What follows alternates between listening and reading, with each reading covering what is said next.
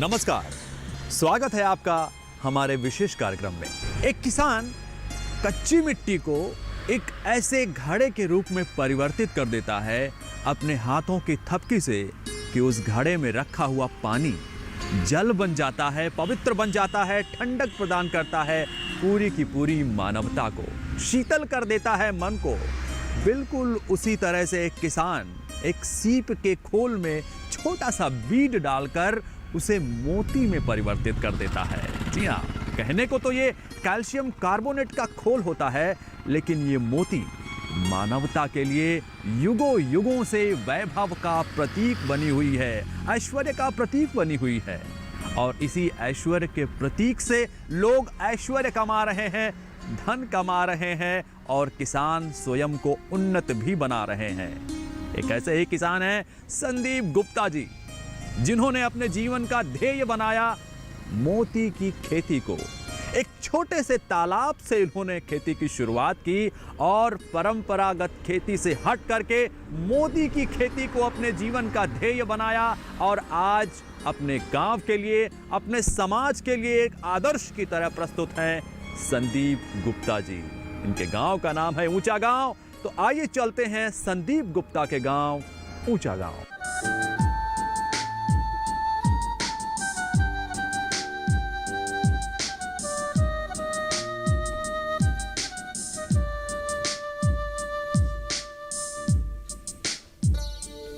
मोती की खेती या पर्ल फार्मिंग, ये शब्द सुनकर बहुत आश्चर्य होता है, परंतु सच्चाई ये है कि इसकी खेती आज भारत में सफलता पूर्वक की जा रही है। अगर बात मोती की करें तो विश्व में इसका उत्पादन सबसे अधिक भारत में तमिलनाडु के ततुतिकेरन तथा बिहार के दरभंगा जिले में होता है। इस समय उत्तर प्रदेश में भी कई स्थान पर मोती की खेती सफलता पूर्वक की जा रही है। 37 वर्ष के युवा संदीप गुप्ता ने पारंपरिक खेती से हटकर पर्ल फार्मिंग करने की ठानी और आगरा से 60 किलोमीटर पहले ऊंचा गांव में एक छोटे से तालाब में पर्ल फार्मिंग की शुरुआत की और सफलता की ऊंचाइयों को छुआ।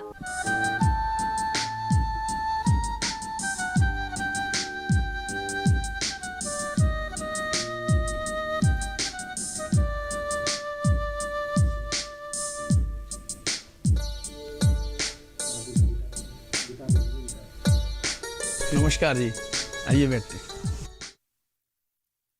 कैसे हैं आप? मैं ठीक ठाक हूँ, अपनी बताइए। मैं अच्छा हूँ। और अपने पृष्ठभूमि के विषय में कुछ बताइए। हाँ, मेरा नाम संदीप गुप्ता है और मैं पोस्ट ग्रेजुएट हूँ। मैंने पढ़ाई की है पोस्ट ग्रेजुएशन, और ग्रेजुएशन मैंने अपनी एटा से जवाहरलाल नेहरू डिग्री कॉलेज से की है। उसके बाद की मैंने पढ़ाई अपनी सेंट जॉन्स कॉलेज से की है। और इस समय मैं अपना एक बिजनेस भी करता हूँ, और बिजनेस के साथ साथ मैं मोती की खेती भी कर रहा हूँ। मोती की खेती की प्रेरणा आपको कहाँ से मिली? इसकी प्रेरणा मुझे ऐसे मिली कि मैं एक बार सघन फसलों की जानकारी के लिए लखनऊ सीमैप में गया था, यहाँ central institute of medicinal and aromatic plants का।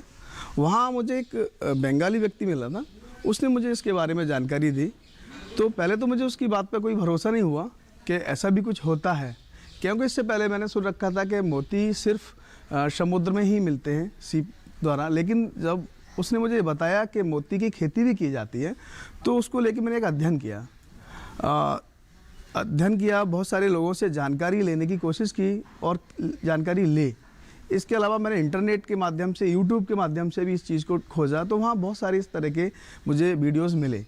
जब मिले तो उस वीडियोज़ को देखा मैंने, फिर उन पर रिसर्च किया काफ़ी। फिर उसके बाद मैंने वहाँ से इस चीज़ की प्रेरणा ली और फिर अब इस काम को शुरू कर दिया।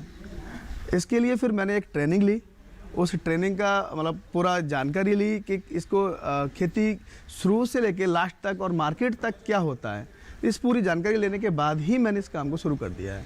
आपके इस काम में बहुत सारी चुनौतियाँ भी आई होंगी। इस कार्य में सर चुनौतियाँ बहुत हैं। एक्चुअल में एक तो ये खेती बिल्कुल ट्रेडिशनल जो परंपरागत खेती है उससे बिल्कुल अलग खेती है। इसके लिए बिल्कुल डिफरेंट तरीके से की जाती है और इसके लिए चुनौतियाँ हैं शुरुआत में, लेकिन आप चुनौतियों से जब निपटारा कर लेंगे तो फिर उसके बाद काफ़ी अच्छा इसमें रिजल्ट मिलते हैं। अपनी पारिवारिक पृष्ठभूमि के विषय में कुछ बताइए। मेरी पारिवारिक पृष्ठभूमि में मेरे फादर टीचर, गवर्नमेंट टीचर थे और हम लोग तीन भाई और 2 बहन हैं और बड़े भाई मेरे वो भी टीचर हैं। बाकी मैं बिजनेस करता हूँ आगरा में। इसके अतिरिक्त बिजनेस के अलावा मैंने ये मोती की इसकी खेती शुरू की और शुरुआत में तो खेती करने में हमें काफ़ी कठिनाइयाँ आई, लेकिन बाद में काफ़ी अच्छा रहा और इसके रिज़ल्ट अच्छे मिले और इसने हमारी पारिवारिक पृष्ठभूमि को काफ़ी चेंज किया है। तो ये तो थे संदीप जी, जिन्होंने अपने बारे में कुछ बातें बताई। अब आइए मोती की खेती के विषय में कुछ और जानते हैं।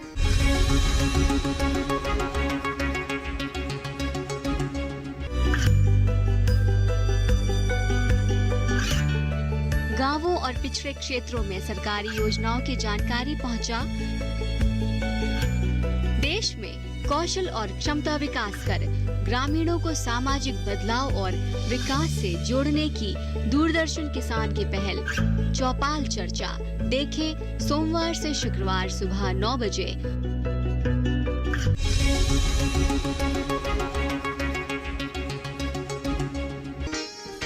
मोती की खेती हम तालाब में कर सकते हैं तथा इसकी खेती के लिए सबसे उचित समय शरद ऋतु का समय माना जाता है, यानी सितंबर से नवंबर तक इसको उगाने का कार्य कर सकते हैं।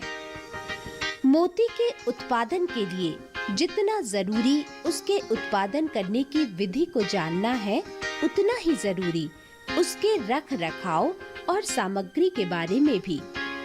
कृत्रिम मोती के निर्माण में कुछ प्रक्रियाओं को सफलतापूर्वक करना जरूरी है। सबसे पहले एक तालाब का होना जरूरी है।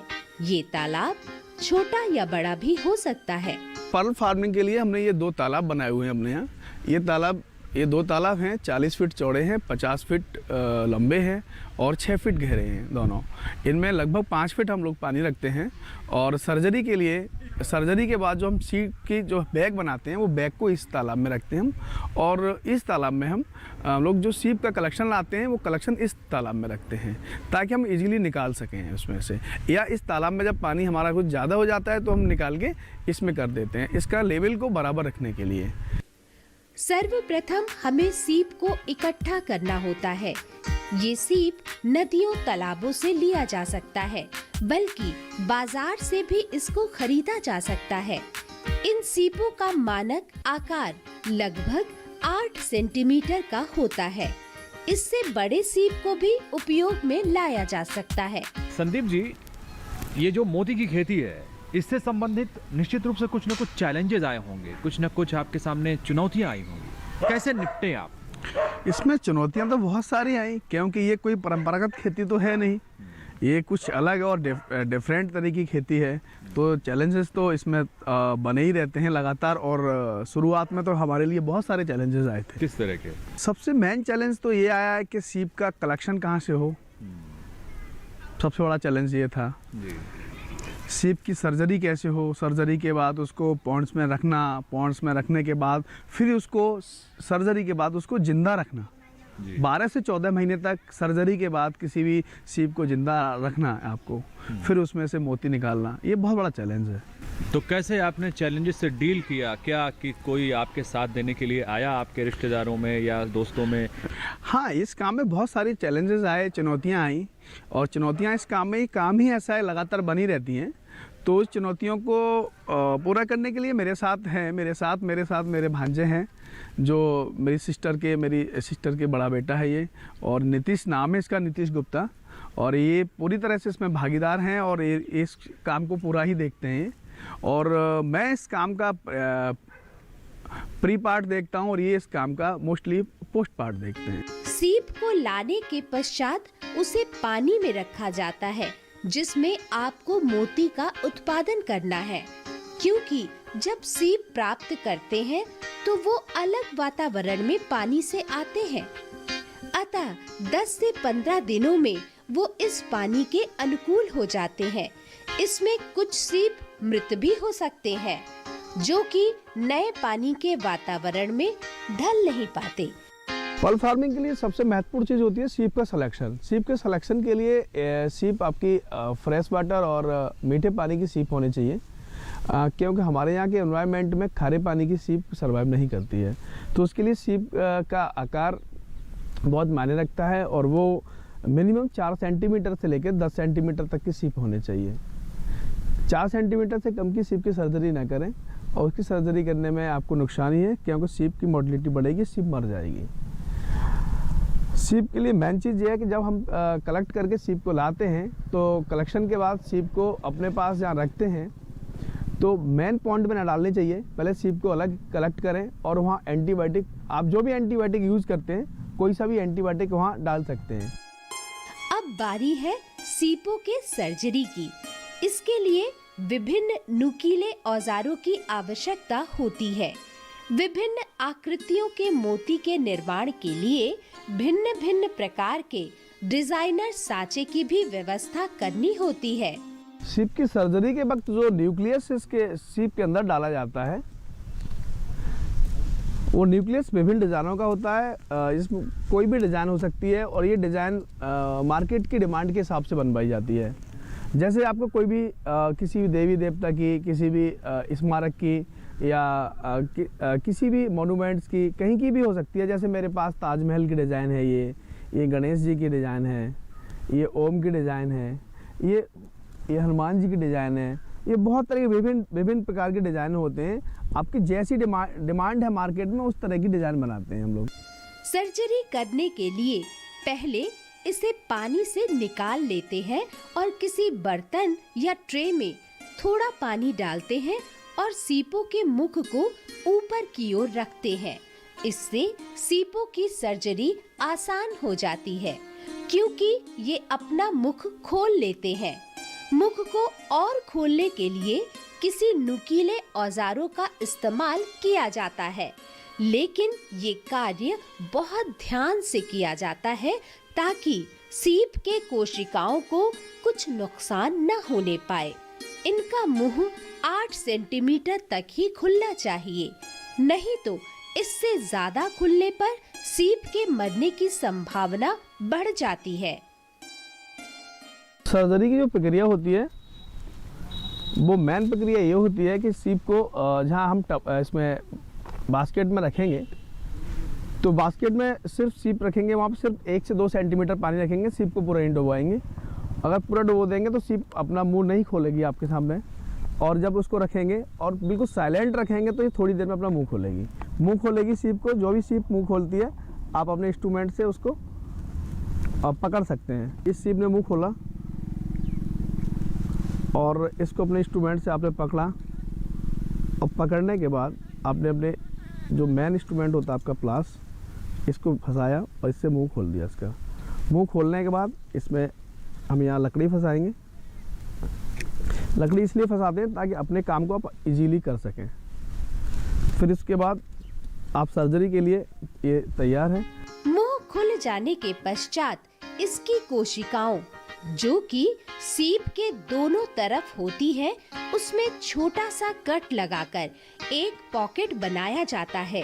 पॉकेट बनाने का प्रमुख उद्देश्य इसमें बीड को डालना है।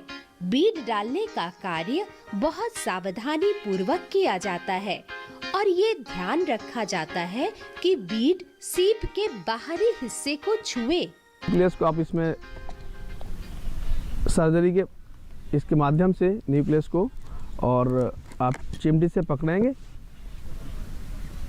और न्यूक्लियस को इसमें अंदर डाल देंगे।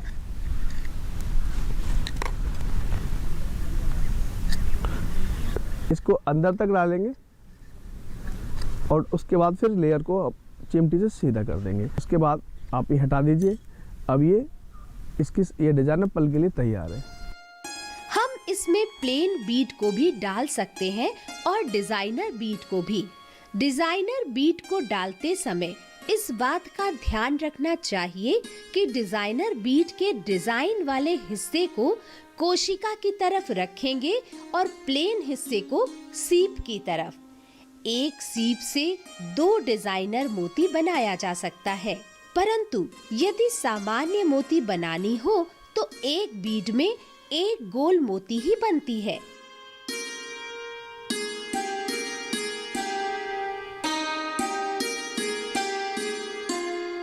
और एक सीप में 2 डिजाइनर पर्ल बनाए जा सकते हैं, और इसलिए इस तरह से इसकी दोनों लेयर को आप हटा के दोनों में डाल सकते हैं।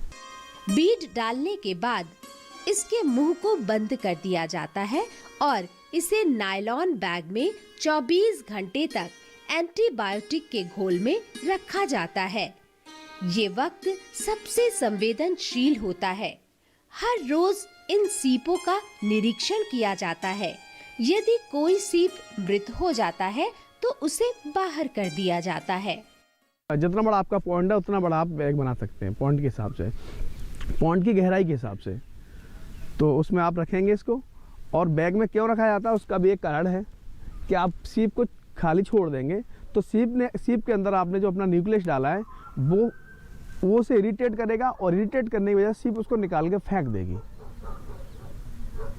इस वजह से इसे बैग में रखा जाता है, और बैग में रखते समय इसका मुंह हमेशा ऊपर रखा जाएगा और बैग में से सिल दिया जाएगा। अब इन सीपों को नायलॉन पैकेट सहित तालाब में 3 फीट की गहराई में लटका दिया जाता है। जब उसे आप अपने बैग में जब हैंग करेंगे तो तालाब से छूना नहीं चाहिए आपका बैग। वो लगभग 1 फुट ऊंचाई तक रहना चाहिए, क्योंकि नीचे जो तालाब की मिट्टी जो चलती रहती है वो उसके सीप के पास तक नहीं जाना चाहिए, वरना सीप को मोर्टेलिटी जो मृत्यु दर है वो बढ़ जाएगी।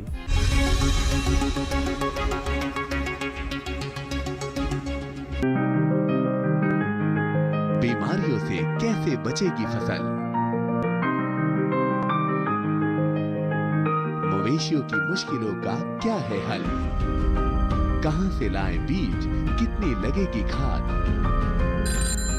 किसानों के हर फोन का विशेषज्ञ देंगे जवाब।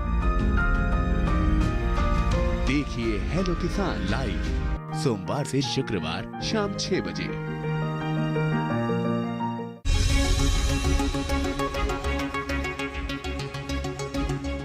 तालाब के पानी में अमोनिया की मात्रा की जांच करते रहना चाहिए। यदि अमोनिया की मात्रा पानी में बढ़ जाएगी तो ये सीपों के लिए नुकसानदायक होगी। अतः अमोनिया की मात्रा बढ़ने पर नए पानी का मिश्रण कर देना चाहिए। हरी शैवाल जो कि सीपों का भोजन होता है, ज्यादा लग जाने पर ये सीपों को नुकसान पहुंचा सकती है, इसलिए इसका नियंत्रण जरूरी है। आपको इसको समय समय पे इसके बैग को साफ करना चाहिए, क्योंकि सीप के आसपास जो काई जो होती है बहुत ज़्यादा बनती है, जिसे सीप खाती है, लेकिन उसके ज़्यादा खाने से सीप की मरने की जो मृत्यु दर है वो बढ़ जाएगी। ज़्यादा सीप अगर आपके तालाब में है और तालाब की क्षमता कम है तो वहाँ अमोनिया बढ़ सकती है, और अमोनिया का स्तर बढ़ने से सीप मरती है। तो इसलिए आपको ये भी देखना है कि अमोनिया के स्तर को भी समय समय पर टेस्ट करना चाहिए आपको। पानी का तापमान भी 25 डिग्री से 30 डिग्री के बीच होना चाहिए। इससे ज्यादा होने पर इसके तापमान को नियंत्रित करने की भी व्यवस्था करना चाहिए। नियंत्रित न करने की अवस्था में इन सीपों को 5 फीट की गहराई तक डाल देना चाहिए। इससे इन पर तापमान बढ़ने का कोई प्रभाव नहीं पड़ेगा और सीप सुरक्षित रहेंगे। पालन की अवधि लगभग 8 से 10 माह खत्म हो जाने के बाद सीपों को निकाल लिया जाता है।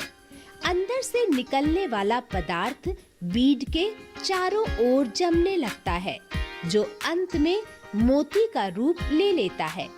डिजाइनर मोती 12 से 14 महीने का समय लेते हैं, जबकि गोल मोती 2 से 2.5 वर्ष तक के समय में तैयार होते हैं।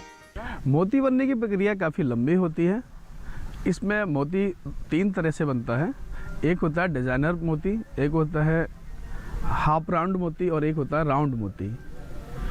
डिजाइनर मोती जो होता है उसकी अवधि 10 से लेकर 14 महीने तक होती है। हाफ राउंड की 12 से लेकर 16 महीने तक होती है, और जो गोल मोती बनता है, जो परंपरागत गोल मोती है उसकी अवधि 18 से लेकर 24 महीने तक होती है। आज भारत में मोती की मांग बहुत है, इसलिए इसे बाहर देश से भी आयात किया जाता है। वैसे भारत में 3 प्रकार के मोती बनाए जाते हैं, कैविटी, गोनक और मेटल टिश्यू। मेटल टिश्यू मोती की आज बाजार में मांग सबसे ज्यादा है, क्योंकि इस मोती का उपयोग खाद्य पदार्थ के रूप में किया जाता है। इससे च्यवनप्राश, टॉनिक और अन्य कई प्रकार के भस्म बनते हैं। गोमट कीमती मोती होता है, इसकी कीमत 1000 से 50,000 तक होती है। बताइए नितेश जी, कैसे मार्केटिंग करते हैं आप मोती, कैसे कमाई होती है आपकी? मोती की खेती एक थोड़ा सा टिपिकल और टफ टास्क है, इसलिए हर व्यक्ति इसकी खेती करना नहीं पसंद करता है। थोड़ा समय भी इसमें ज़्यादा लगता है, तो इसलिए इसकी कॉस्टिंग हाई रहती है। मोती बनने में लगभग 1 साल का समय लग जाता है। शुरू से लेकर लास्ट तक एक सीप की कीमत जो आती है लगभग 35 से 40 रुपए खर्चा हमारा होता है। उसके बाद मोती जब बन के तैयार होता है सीप के अंदर, तो उसमें हमारा लगभग 200 रुपये पर मोती का खर्चा आता है, जिसमें कि उसकी कटिंग, बफिंग, क्लीनिंग रहती है। ये सब कराने के बाद उसकी मार्केटिंग करना एक हम लोगों के लिए थोड़ा डिफ़िकल्ट रहता है, इसलिए हर व्यक्ति इस काम में नहीं आना पसंद करता है। मार्केटिंग के लिए हम लोग लोकली अपने जो ज्वेलर्स होते हैं उन लोगों से कॉन्टैक्ट में रहते हैं। आगरा हमारे नज़दीक में पड़ता है, इसलिए हम ताजमहल के आसपास, ताजमहल वाली जगहों पर, उन जगहों पर ताजमहल की शेप के मोती बना के हम अट्रैक्ट करने की कोशिश करते हैं टूरिस्ट जो होते हैं उन लोगों को। और बाकी हैदराबाद में और जयपुर, ये इसकी अब कह सकते हैं एक मंडी है जहाँ मोती की बहुत अच्छी खपत होती है, और यहाँ से वर्ल्ड ओवर ग्लोबली पूरा ही ये एक्सपोर्ट भी होता है, और इंडिया में भी इसकी काफ़ी अच्छी खासी खपत है। एक मोती की कीमत लगभग, अगर हम कच्चा इसे सेल करने की कोशिश करते हैं तो 200-250 रुपये के करीब रहती है, depending upon the quality of the pearl. और अगर हम इसको एज अ फिनिश्ड प्रोडक्ट बेचते हैं, जैसा कि आप मेरे हाथ में देख रहे हैं, ये मोती है, ये मोती लगभग 500 रुपये पर पीस का जाता है, जिसमें कि टोटल खर्चा जो हमारा 250 से 300 रुपये तक आ जाता है, और लगभग दुगनी मुनाफा इसमें होती है। और इसलिए मतलब सभी किसान, बहुत से किसान, नए किसान भी हमारे साथ जुड़ रहे हैं धीरे धीरे। मोती की मार्केटिंग के लिए इंटरनेट के माध्यम से भी अभी हम लोग कोशिश कर रहे हैं पूरी कि इसे और एक्सपोर्ट करने के लिए खुद ही भरपूर कोशिश कर रहे हैं इस चीज़ की कि बाहर हम लोग खुद ही इसे एक्सपोर्ट कर पाएँ, पर अभी तक ये प्रयास हमारा सफल नहीं हो पाया है। अभी दूसरे कुछ ट्रेडर्स हैं, उन लोगों के माध्यम से, या कुछ और भी ख़रीदार लोग हैं, उन लोगों के माध्यम से हम लोग इसे सेल कर रहे हैं। शहर में भी कुछ मार्केट मिलता है, कुछ मार्केट हमें बाहर भी मिल जाता है। भारत में आज मोती का कारोबार लगभग 20,000 करोड़ से भी अधिक का किया जा रहा है, और दिनों दिन इसकी मांग बढ़ती जा रही है। सरकार द्वारा भी देश भर में पर्ल फार्मिंग तकनीक का प्रशिक्षण दिया जा रहा है। परंपरागत खेती के साथ आज किसानों के लिए मोती की खेती एक बेहतर तकनीक साबित हो सकती है। जरूरत है जागरूक होने की, तकनीकी रूप से अपने आप को तैयार करने की।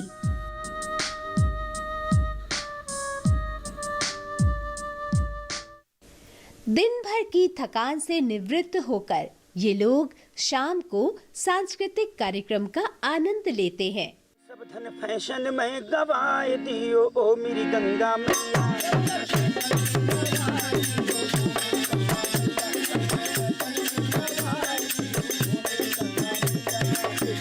गंगा मैया ओ भारत के रहे भैया, ओ मेरी गंगा मैया ओ भारत के रहे भैया। अरे ओ मेरी गंगा मैया इस कलयुग के बसैया, ओ मेरी गंगा मैया ओ कलयुग के बसैया। सब धन फैशन में गवाए दियो ओ मेरी गंगा मैया।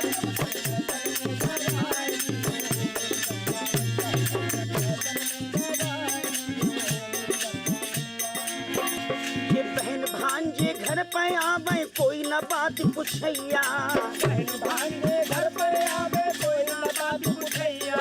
ये बहन भांजे घर पे आवे कोई न बात पूछैया, बहन भांजे घर पे आवे कोई न बात पूछैया। और साली सले जे घर पे आवे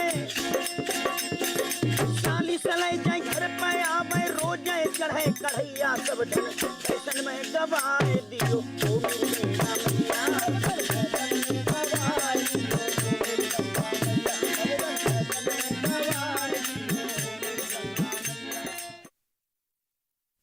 तो संदीप जी, बहुत अच्छा लगा, आपने लीक से हटकर काम किया, गैर परंपरागत खेती में अपना नाम किया।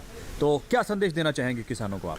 मैं अपने किसान भाइयों से यही कहना चाहूँगा कि जैसे जिस तरह से हम लोगों ने अपनी परंपरागत खेती से अलग हटके और जो एक अलग से पर्ल फार्मिंग शुरू की है, इस तरह की बहुत सारी खेती होती हैं जो किसान भाई जिनके पास कम खेती, छोटी खेती है, तो वो लोग परंपरागत खेती उतनी ही करें जितनी उनकी आवश्यकता है। बाकी के वो इस तरह की जो व्यावसायिक खेती है उसे कर सकते हैं, जिससे उनको उनकी आय में वृद्धि हो। जैसे आजकल परंपरागत खेती की वजह से किसानों को कुछ मिल नहीं पा रहा है, तो वो लोग शहर की तरफ पलायन कर रहे हैं। तो मैं समझता हूँ उनकी आगे आने वाली पीढ़ी इस तरह की व्यावसायिक खेती करने की वजह से यहाँ रहे और अपनी विरासत को रखे। तो यही कहना चाहूँगा, जिससे उन्हें एक अच्छी आय में वृद्धि हो और वो लोग अपना खुशहाल जीवन गुजार सकें। बहुत अच्छा लगा आपसे मिलकर के। Thank you so much. धन्यवाद। नमस्कार, धन्यवाद।